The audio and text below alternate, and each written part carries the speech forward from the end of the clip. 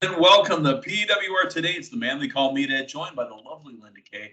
Linda, what did you do with Matthew Thomas? I mean, I know that you were in Ashepin over the weekend, but Matthew Thomas, he was somewhere in the backwoods, not with Backwoods Brown, somewhere in the backwoods. We lost Matthew.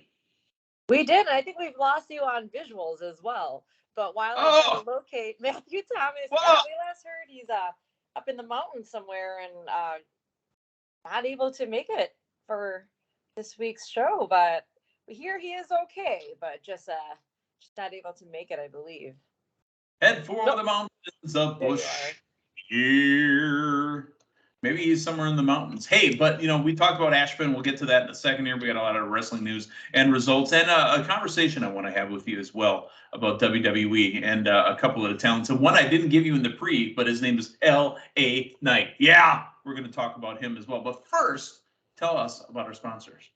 First, Collar and Elbow. You have it on too? Yes. Not today. No, today. You could have sent it in and I wouldn't have known.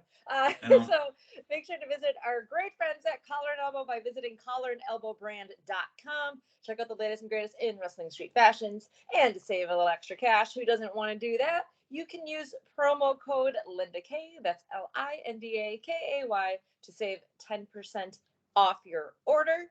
Yes. And I want to say to check out ProWrestlingInsurance.com. Visit our great friend Chris. He can tell you a little bit more about how you can add a supplemental plan as low as $8 a month to make sure you are covered if you get hurt. Because, if you get hurt, there's going to be some medical bills. And by having this affordable supplemental coverage, you will get a check made out to you to help you pay off those medical bills. So again, ProWrestlingInsurance.com. You don't even have to be a wrestler for that coverage. It is available for everyone. So if I got hurt, right, now would Chris write it to the man they call Meathead? Could I cash that at a bank?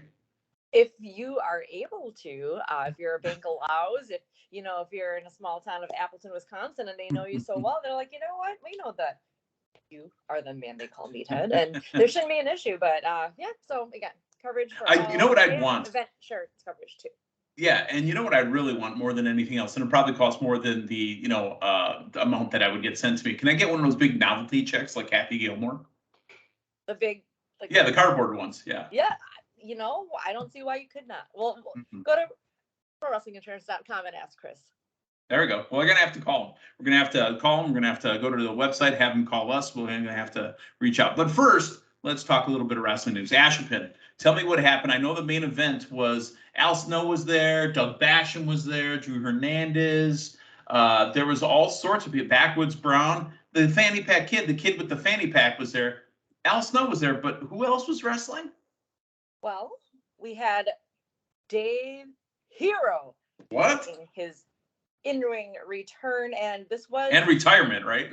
Yes, I was going to say this was his final match. He had to give it one more go with his son, Cal Hero, and it was a 6-man tag match as the main event. It was Cal, Dave, and Al Snow versus the team of the GLCW heavyweight champion for 1,270 now 8 days, Backwoods Brown, Drew Hernandez, and the Machine, Doug Basham, was in town as well to team up against Dave, Cal, and Al. And what a reception, not just for them, but for all of the talents on the show. Meathead, you know how fun the Ashepin show is. Yeah. I mean, that's where we made a friend named Adam one year as well, didn't we? Where he was just sitting up in the crowd. Well, speaking of, our friend Adam was also there. We had Braun Strowman and Raquel Rodriguez at the show, which was so cool. They're so great, saying hello to everybody as well and enjoying a great GLCW show right there in the middle of the Fireman's Picnic. Yeah, and what did I see with Braun? What concert was he at Summerfest? Wasn't he doing something, getting those hands? Yes, I think it was Zach Bryan, maybe.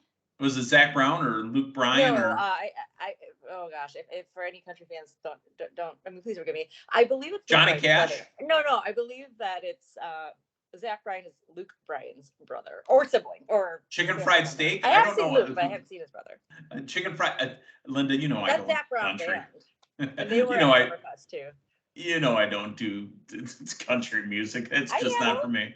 I don't dabble. My toes never been in the water. When I DJ'd, and this is a side story, but when I DJ'd, folks, I had a 3-pack of songs. I'd call it my country music block, and that was all I ever played. It was Johnny Cash doing Rusty Cage. It was Garth Brooks doing Thunder Rolls. And what was my other country song? Oh, Cotton Eye Joe. That was it. That's all I did. Well, let's talk a little. To that song. I love that. Which one? Rusty Cage? No, Cotton Eye Joe. Let's talk a little bit of wrestling news. Excuse me. And we're going to get into AEW. Big news for AEW across the pond. They are already confirmed to have 68,000 paid tickets. Already 68,000 paid. Wembley Arena can only hold 90 for the wrestling show. They're already at 68,000 paid. 75,000 tickets sold. The building is now being set up for 88,000 seats. Remember we talked about this, and when we said the show was there, I said let's get 45,000, and then you split the stadium in half and put the stage right up here. The stage is consistently moving back and moving back. They're going to have an entire full show. Linda Kay, this is an amazing show. I'm not going to be able to make it to the show, but I can't wait to see it. Absolutely. I believe you said it last time too. This is a show you wish you could be at. Right. Awesome to see it live. And I don't know if I've never been across the pond, so that would be awesome too. I don't believe I'll make it, but definitely have my eyes tuned in that evening. Wow. I cannot wait. That'd be a pay-per-view or and I won't rag on Edge about it, but he called it a PLE. I've been pay-per-view. I've never been to a pay-per-view that's been that big before. There's talk. PLE was the first time I heard a premium live event called the PLE. Right. Yeah. Gross. This has a chance to be one of the highest wrestling events in the history of the business. Right now, they're about 6,000 tickets away from breaking the record of 80,709 for the 2016 WrestleMania. That's paid seats, folks. Currently, they are on track to get an $8.6 million gate. That is a influx of cash for AEW. What does AEW do with this money? I mean, they're already paying the talents. They already got a bloated roster, honestly. What do they do? Where do they expand next? More songs, or they have to. If there was anything that I wanted more, is more music that I could sing along to. Because really, look at what their show is. They're singing around to Cult of Personality. They're singing to Judas. They're singing to Jane. They're singing to Wild Thing. I mean, yeah. I need more music. They can pay for the royalties of more songs. That's what I want. Thank you, Linda. You're the hero that I needed. #pound. That's what the kids are doing, right? That right there. Yeah. All right, let's move on to a little bit more news here with AEW and Collision. We wondered what Warner Brothers Discovery would see as a success for Collision right now, right? So they're on a Saturday night time slot. They're on at 8 Eastern, 7 Central on Saturday nights. What are you doing at 8 Eastern, 7 Central, Linda? You should be out. You're a young, up-and-comer. You should be out doing stuff. You're working. Are you ever home on Saturdays at 8 Eastern, 7 Central? No. Normally not. I did catch the debut live. I was home. But no, for the most part, most people are off on the weekends. Saturday nights is the night to be out. So yes. It's all right for fighting too. Yeah. Yes, absolutely. I mean, yes, we have DVR now, but when you want to know what's captured live, that's a big thing, especially nowadays when things get spoiled. You have to catch it live if you don't want to lose out on, get on the excitement of the real thing. Yeah. Right. So what they're looking for is AEW to be in the top 5, hopefully, and the shows, in that category, in that time slot. AEW crushing it right now on Saturday nights. Number three, and I think over the holiday weekend, they had a little bit weaker rating, but it's a holiday weekend. It's the 4th of July. Nobody's around for that either. So AEW Collision, and it's just got such a great feel to it. I love the feel. I love the commentary team of Kevin Kelly and Nigel McGuinness doing the ringside calling, by the way. They're not at the AEW stationary spot, which is up on the stage. They are ringside now, so they have a big time feel going on for AEW Collision on Saturday nights. Saturday night's all right for fighting. And it's not the Nickelback version, which is okay. I'm not a Nickelback hater, right? I don't have hate in my heart. Nickelback, absolutely. The Nickelback version is okay. It's one of those extra songs. Remember in the 90s and the 2000s where they had a bonus track that was like 15 minutes away and there was this big gap and they played an extra song? That was their extra song on one of their albums. I think it was the one with Figured You Out or something like that. But anyway, Let's get into the results from the last week. Let's first talk about SmackDown from Friday night. Okay, and then we'll get back into AEW and kind of run it down. Linda, SmackDown started with the trial of the tribal chief, Roman Reigns. The show starts at 8 Eastern, 7 Central, just like we had mentioned with the other shows. It was 36 minutes after the hour, and then we're finally going to get a wrestling match. Then Sheamus and Austin Theory took us to damn near the top of the hour. Are you okay with that formula? For this specific episode, yes, we did know that the trial was going to take place. I did enjoy the delivery of it. You know, you had the Usos coming out to kick it off. You had Heyman, and then you had Roman Reigns' music hit. I mean, you know he was going to be there, but I honestly didn't expect it to hit at that point. That hot Madison Square Garden crowd. Yeah. Loved that as well. So I enjoyed how that was presented. The recaps, interesting, but I do remember the first time that they had the trial, right? There was the evidence, or the what's the right word? Exhibits. Exhibit Yeah. A, Exhibit B. Exhibit A, Exhibit B, Exhibit the rapper. I mean, whatever you're doing. Exactly. So I did enjoy that. I noticed as well it was going long, but when you're so compelled in what's going on, sometimes you don't even think about. Hey, for a home crowd, for the crowd at home, fine. I absolutely loved it. For the crowd in the audience at Madison Square Garden, they better have taken care of it before the show and after the show, and that's going to lead me into my next topic. Yeah. So do you know what got the crowd hot and hyped? LA Knight is forcing himself into a face turn. He is bucking. He is bucking the booking for LA Knight. They tried to make him the bad guy. They tried to use him to elevate Bray Wyatt. Where's Bray Wyatt right now? Elevate Maximum Male Models. Yeah. Right. Yeah. Where is the Wyatt 6? Nowhere to be found. LA Knight will not be denied. Now, the detractors on LA Knight will tell you that he's a Rock ripoff. Is it a ripoff or is it an homage? If we're going to give a label, I would definitely say homage. I mean, he's definitely his own, I want to say character, but it's his own self as well. And if you followed the history, I know you of Eli Drake. Yep. Yep. And his time at NXT as well. I mean, This is him building up to this LA Knight character. We're getting it at its finest. The crowd is eating it up. And while we're on this topic, did you see what's floating around Twitter this week? Footage of a Triple H workout video. I guess Stephanie had one too, that where LA Knight was one of the participants in it, and he got a in there. Yeah. Kind of like what I was kind of in my Twitter feeds this week. So, side note. No, that's okay. LA Knight. Again, the music's terrible, but I'm okay with the name now. Remember, when he first showed up on the scene, he showed up, I think it was pre-WrestleMania, like it was an NXT pre-show or something, where Wade Barrett was talking to somebody else, and he just walked, let me talk to you, and just kind of walked in the background. And LA Knight, I'm like, ooh, that name is terrible. Why can't we go to Eli Drake? And then we went to Max Dupree. Yes, it was fun to go Dupree, but that name was terrible too. So he's back to the name. He's back to being himself, talking to you. He's got the crowd chanting along. He's also top 5 in merchandise right now. That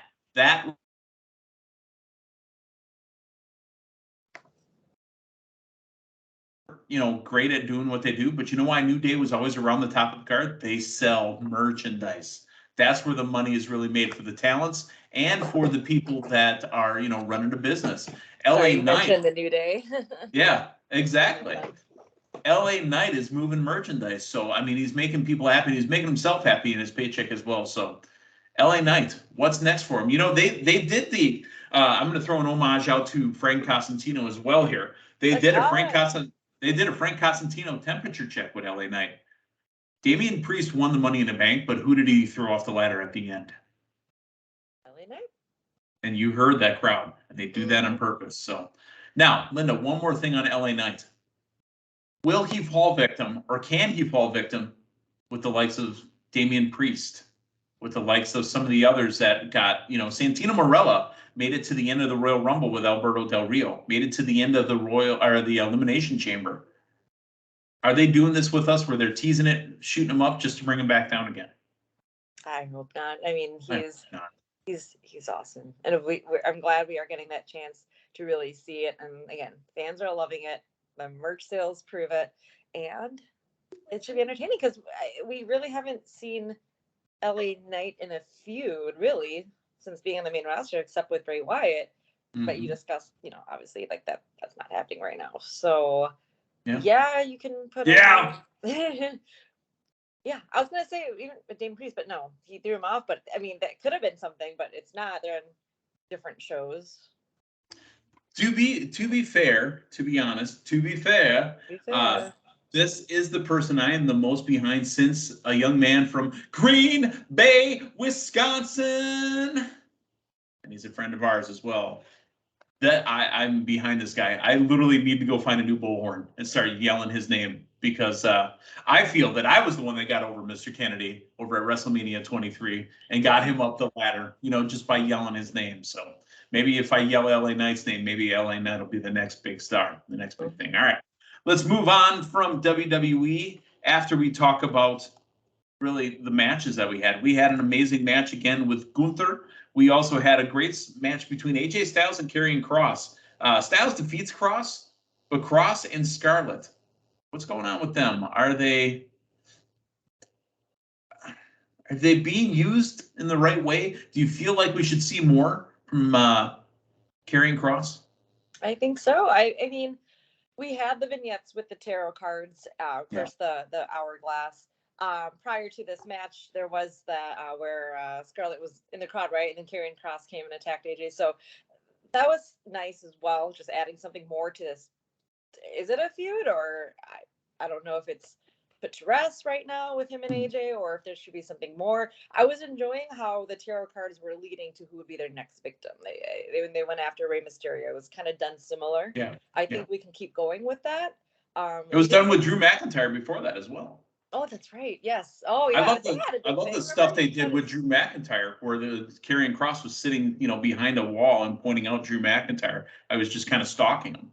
Yeah, they had the incident with the truck, wasn't it? Drew, he slammed Karrion's leg in the door, I think. Yep. Right. Yep. Okay. Well, Eric Bischoff was driving the white Hummer, but that's another story. That's right. Yeah. But no, I just want to see more. They honestly, their entrance is my favorite right now, and we didn't get to see it on Friday. That's okay, but I think we can do something. You got to worry about that too. You can kind of watch where a talent's placed on the card, placed as far as the clock goes, and what kind of entrance they get into the show. A guy I was going to move on from SmackDown, but I completely forgot to talk about this. A guy who has been placed at the top of the hour consistently, either at the beginning of the show or the top of the first hour, second hour, is Grayson Waller and the Grayson Waller effect. And Edge calls him out and says that you haven't even had a match, let alone been on a PLE. Ugh. But Grayson Waller makes his in-ring debut on the SmackDown roster, taking on Edge. And Edge tells him he swam. Yeah, that's huge, though. Even Edge said it. He was like, look, just a week ago, you were in the ring face-to-face with John Cena, and now you're here with me. Somebody obviously sees some potential in you. And obviously, because he's been getting, as you mentioned. That's a behind-the-curtain moment right there. Because, like I just said, he's at the top of the hour. Somebody sees something in you. Timing, absolutely. Getting the talk show. I do believe he was resting or nursing an injury. I do believe that. Yeah. So getting the prime spots with the talk show, which is great because for anyone who may not have caught on NXT, obviously that was a big thing on NXT. His show, and he got the main event or the main roster rub. Remember, he had that program with AJ Styles as well. That's right. Yes. Having the oh gosh, what's the word? Well, they're showing the ticker. Thank you. That's great too. That being said, it was great to get to see Grayson Waller with his in-ring debut. He may not have beat AJ Styles, but Edge. But obviously, we got to see what he can do. I forgot to mention this as well with the trial. They put Roman on trial, and main event Jay says he's done. The games are over, and he challenged him for the Universal Championship. That match will happen at SummerSlam. Not confirmed yet, but that match will happen at SummerSlam. So, Linda, you're in the main event. Sorry, Roman. Yeah. The emotion that we saw. Oh yeah. Too. Oh that yeah. was so good. And then the logo. Yeah. Yeah, I was figuring there was gonna be some shenanigans. Oh, there we go. The low blow. Side story. I know you didn't watch it, but Linda, go and watch this last week's WWE Treasures. It was on the Samoan Dynasty. So they had our boy Keish was going around collecting stuff. They were trying to get Yokozuna stuff. I'm spoiling it, but I'm not really here. Rikishi and Mick Foley go to a guy's house that they say he might have some Yokozuna stuff, and Rikishi goes in and goes, "Oh my God, that's my gear." And he found some of his gear that he didn't know that he had donated or gotten rid of or whatever. So Rikishi, very emotional over all the stuff they found. They found. Did you know this as well? That Jerry Lawler was wearing a bunch of Rock shirts later on Raw. So Rock, when he was going through his $500 shirt phase, you know how Rock had the big fancy gold shirts or whatever. The King wore those years later in commentary. The King owned like a bunch of them, and yeah, King gave one back to Lita. So. For a couple bucks. So got it. All right. Now let's move on from SmackDown and go to AEW. Dynamite was amazing. We had another match in the Owen Hart tournament. Britt Baker and Ruby Soho. We also had Chris Jericho and Jon Moxley were on the show. We had a weird. So we're doing this blind eliminator tag team tournament, right? Keith Lee and Swerve Strickland were teamed up. Yes. Weren't they tag team champions? How is that fair? But they also lost to the team of Orange Cassidy and Darby Allin. Darby Allin would have, I'm glad they're letting Darby talk more, right? But what a weird promo calling out Keith Lee. It landed weird. And then the continued shenanigans, MJF and Adam Cole. Workout Bros. Okay, I did. Yeah. I was going to mention that. I see where they're going with this. I can see, obviously, envisioning. At some point, MJF is not going to be quite as friendly with Adam Cole, baby. But I did enjoy that the spotting part where Adam Cole really wasn't spotting him either, right? I like that. Oh yeah, you're doing great. Look at that, crushing it, bro. Yeah. Let's talk Rampage. Linda, did you know that Rampage has gone 100 episodes? That was Rampage's 100th episode on Friday night. Wow. Can you remember, besides CM Punk, we're going to take that out because that's too easy. Besides CM Punk, what was the most notable thing that happened on Rampage? This week? In 100 episodes. And that's my point. Oh. But that's my point, right? Is that Rampage, it's there. But what are they doing on it? Besides CM Punk, what was the most memorable thing that happened on Rampage? I'd say Punk would be most memorable, yes. Yep. Real quick, we'll run down the matches here. The Elite took on, it was Hangman, and the Bucks took on the Dark Order. They've got some beef there. And the Dark Order's beef is really with Adam Page, obviously, because he left them. QTV, excuse me. Oh my God, Aaron Solo said, "I got a great name for your tag team. You and Johnny TV, QT Marshall and Johnny TV will call you QTV." Duh, that's what it's called. Jeff Jarrett and Matt Hardy took on Daniel Garcia and Sammy Guevara. They've already been a tag team, so I was at a blind eliminator, right? And that's Ethan random, Page, right? Yeah, it's random. Ethan Page saves Matt Hardy. Jeff Jarrett had a cadre of people hanging around with him. I mean, literally, he's got a whole entourage, and they still can't win a match. Hikaru Shida took on Marina Shafir. It was the first time I think we saw Marina Shafir wrestle in a while as well. I'm glad to see her back. I like Marina Shafir. Yeah.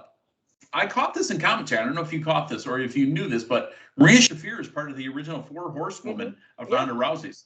Did not know that. I love how she, does everything barefoot. And I remember them talking about the difference, like in her training, it's more barefoot versus their boots. And no, I like her. They don't have her speaking much, but it'd be nice to hear her. I know barefoot's a thing, but honestly, I think I need to go with shoes because after being on a mat for an hour or 2 hours barefoot, man, my feet are killing me the next 2 weeks. That's enough of that. Another blind and limited tag team quarterfinal match. I'm only talking about the match to do that. And Brian Cage with Prince Nana took on Matt Sydal and Trent Beretta. Nice to see Matt Sydal back again. But finally, we've got Collision. And again, Collision was amazing. Linda, we got to talk about the main event and we'll work our way down. Samoa Joe, CM Punk. How amazing that this feud is technically 20 years old and Punk had never beat him. Let me ask you this question, and I'm segueing into this, and I did prep you for this beforehand. there's a bad taste in everybody's mouth with CM Punk when it came to what happened last year. Punk is now back. He was over in Chicago. They're going to different cities. They've been booing him. Matthew Thomas will, be able to go 10 minutes on this if we knew where the hell he was, somewhere in the mountains of Bush Beer. But I'm asking you, are they doing the right thing by pushing so hard? CM Punk gave out a impassioned promo, talked about Owen Hart. He's doing it for Owen. He wishes he was here. If Owen wasn't here, I wouldn't be here. I mean, this impassioned promo, get the crowd behind him. Are they doing enough? Can they continue this? And we'll see CM Punk, and will the fans ever get over it? I think it's good to have him speak highly. I mean, obviously, of Owen Hart, of course, but if this is a major push to get us to, well, the majority of the fans to like him again, I think it's okay to have, he is the face of Collision. I mean, literally. And if he's going to be, he's on that promo video, the main star, that it's good to obviously give him a lot of mic time, a lot of fan interaction. I don't know. I was kind of enjoying the mixed reactions. I mean, we knew Chicago was going to get a huge pop and love, and then you go to Canada, not so much, right? Well, that's not what they're about.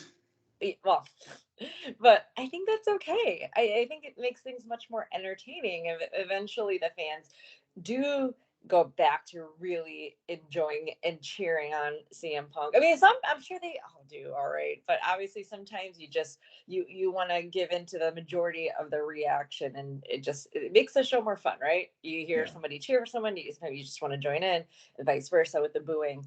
I just think about Cena, for example, even Roman. Well, they've got the right opponent for him in this scenario, right? Right. Because Joe's not going to get cheered. He won't get cheered. And Joe made sure that Punk was the face when he left at the end of the match by putting him in the Coquina clutch. And, again, ready to attack him again with the chair until he got saved by his buddies, FTR. And I want to segue into that match. FTR took on Bullet Club Gold, Juice Robinson, Rock Hard, and Switchblade, Jay White. If they win, they get a title shot against FTR. Who knows when it's coming, but the Bullet Club defeat FTR. This team is red hot right now. And because they are truly all elite, not just showing up every once in a while, like half of the roster does, they are truly all elite. They are on this show, and they are here to stay. Yeah, big names of Collision. I mean, we've seen them on Dynamite and Rampage as well. But I think as we're talking about the staples or the main, who you see a lot as far as promotions and the opening package matches, I do believe Bullet Club Gold, definitely a mainstay there on Collision. Powerhouse Hobbs not happy with QT Marshall, who kept getting in the way because Powerhouse had Starks pinned in the other side of the Owen Hart tournament. But with the victory, Ricky Starks will now go to the finals against CM Punk this Saturday night on Collision, and the winner will be the Owen Hart tournament champion. I'm sorry, Ricky. This is a CM Punk tournament win. I guess they're still in Canada. They're I think they're in Regina next week, or when they're back in Regina. That's right. Yeah, I've loved being inside of Regina. So go ahead. Yes, I guess if Punk is indeed the winner, you're gonna put face against. It's gonna be face. Yeah. Punk's gonna win it. Though. About this a little bit more. But it's still Stampede Wrestling Country up in Regina, Saskatchewan, or whatever, that area is up there. So I think we'll still get a great showing, a great match. And I feel this was one for Punk to win, and maybe this will help bring some more cheers and chants back to CM Punk. Maybe. Yeah, hey, that's it's okay there, pal. Yeah. You never know. All right, so that was a pretty big week of what happened. Let's talk about what's going on tonight. We've got a kind of a hot Raw. Remember, it's the summer. So, Frank Costantino, twice on the show, by the way. Frank Costantino, temperature check. They're seeing where things are with Brock Lesnar and Cody Rhodes. Because remember, Brock Lesnar showed up again last week. And Cody, boy, they make Cody look strong. Because everybody else kind of shies away from Brock Lesnar or runs away. Cody goes right at him, punches him, and Brock walks away. Yeah. That is a big deal here. And again, Cody's no bigger than I am. But Brock Lesnar is a beast incarnate. Your thoughts on the build that they have going between Brock and Cody again? Yeah, I mean, unfinished business there, obviously shown to us this past week on Raw. It was a surprise to me when he came out and I heard the music, and it wasn't even him coming to talk smack to Cody. It was, like you said, Cody charging him and him having to leave. And then nothing even again in the episode of him pissed backstage or anything where he's plotting his revenge back on Cody. No, Yeah. Cody's so strong. In fact, he came right back out again as well, and still strong and not even showing any fear. That's a big thing right there too to point out. Not showing any fear. They are making Cody look so strong in this. Ricochet and Logan Paul are going to go face to face. That spot from Money in the Bank. Yeah. I don't like the camera over the top because I think it shows it worse on the side though. Really? Well, yeah, because you know what they're doing, and then they show it from the top. So maybe they should just go to other stuff, because Ricochet and Logan Paul were the spot guys for that match, right? And they did a spot together, and they're going to work together for a while. Who's there to put over who? Ricochet is an established star who was made stronger until he lost to Gunther when he lost the Intercontinental Championship. But Logan Paul, I know he's having fun working, but at some point, Logan Paul is going to want to do something more. When is that going to happen? When are we going to see Logan Paul kind of shoved into our face? When he can, I mean, not saying he can't right now, but until he can make it on a more regular schedule, regular basis, when you have him in a feud for a title. Until now, or until then, excuse me, we know how well he can perform. He's been on the huge pay-per-views. We know he can work these insane spots. He already got a title shot against Roman. That's right. But if that was at last year in Abu Dhabi. Yeah. But if it was something progressed up further, let's just say a further feud, I think having him and Ricochet work something. I mean, I'm sure. I mean, if they didn't see Money in the Bank, they saw that spot. It's been shown to us. I think ad nauseum. I think this is great to put him in a feud there with Ricochet and having it build a bit. It wasn't like, I mean, maybe they're still nursing some injuries or soreness or whatnot, but it wasn't just right away on Raw. We're getting another face-to-face. We're going to let it go into the following week, and we can keep building on this. It can go all the way to SummerSlam. The building is definitely happening. Again, we're still in the Triple H era, technically, even though Vince is back in control. Remember, we haven't talked about it in a while. WWE got sold. Endeavor bought WWE. And that deal could be finished up by the end of the year or the beginning of next year before WrestleMania. We don't know what WWE is going to look like. They were sold. I mean, again, we don't talk about it, so we forgot about it, right? But they're on their way out the door. We have also got Drew McIntyre and Matt Riddle taking on Imperium. Tommaso Ciampa and The Miz will go in at a brutal no DQ match. The Alpha Academy is also having a graduation ceremony. Linda, guess who's getting to graduate? Maxime Dupree. Yes. Is graduating from the Alpha Academy. Congratulations. Yeah, we'd love to throw you a party at the picnic and have a cake and have some aunts and uncles over that we haven't seen in a while. Absolutely. I mean, tell them it's, bring your plate to pass, whatever. And then somebody brings a bag of ice.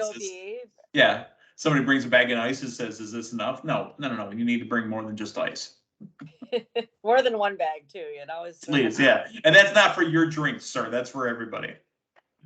All right. Well, that has been our week. Linda, since Matthew's not here and he's in last place, we won't talk about him, but we will talk about the PWR Fantasy Draft. The next big show will be WWE SummerSlam. It'll be August 5th.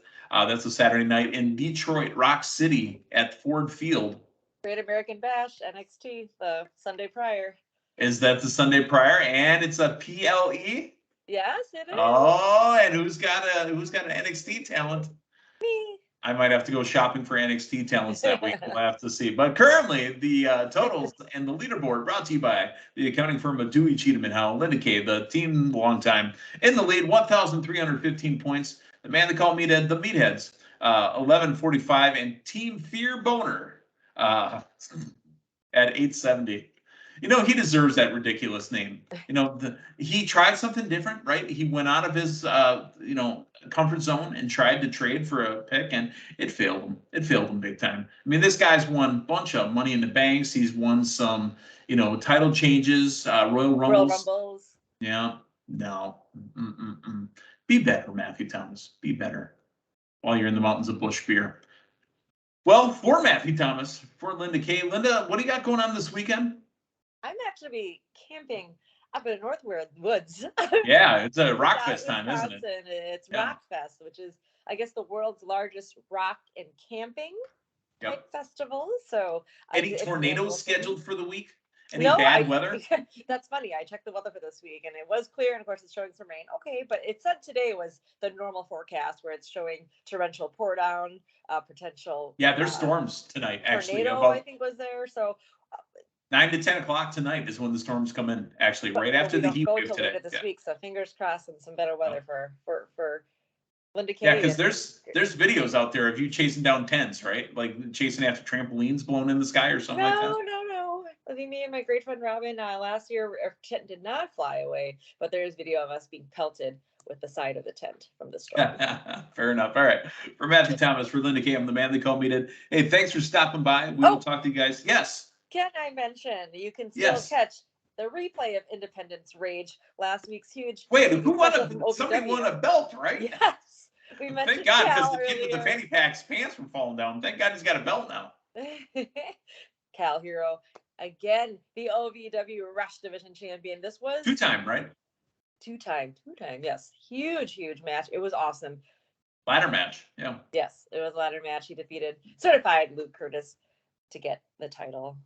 And we have our champion, Cal Hero. Former senior intern Cal Hero, by the way. And belated birthday to him, too. I had to reach out. I'm like, wait, when was the kid's birthday again? Ah, damn it. Let me send this to him. It is what it is. So, for Matthew, for Linda, the man they call Meathead. And a happy retirement to Dave Hero as well. Oh, by the way, you know what we didn't mention? I'm sorry. I know we're trying to wrap this up. I forgot to mention, you know who wrestled on Collision on Saturday night? Did you see Damian Nelson return to wrestling action? Are you talking about Scorpio Sky? Yeah, think of I gotta call now. Damien, I know you're listening and watching, so yeah, the whole beard thing down here, the butt. Oh my God, identical. I know you saw him out in Nashville a week or 2 weeks ago. Yeah. All right. So in honor of Damian Nelson returning to Collision this Saturday night. Yep. I'm gonna let you do it. Okay. For Matthew Thomas, for Linda Kay, I'm the man to call Meathead. Thanks for stopping by. So long, everyone.